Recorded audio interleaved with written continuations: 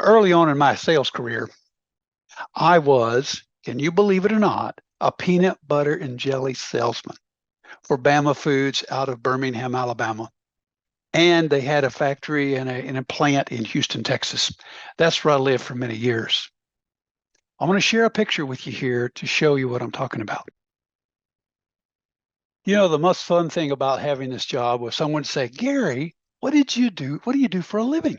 Hey, I'm a peanut butter and jelly salesman. And then they say, no, really, what do you do for a living? No, this is what I do. I sell Bama peanut butter, Bama mayonnaise, and Bama jelly. I did that for 33 months. Great place to get started in sales. It was a lot of fun. A lot of fun. Let me tell you, I'll tell you a little bit more about it in just a minute.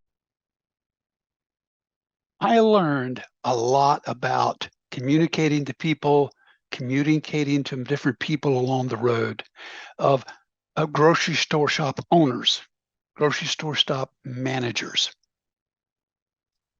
It was a broadening field for me, and it transposed me into the automotive industry.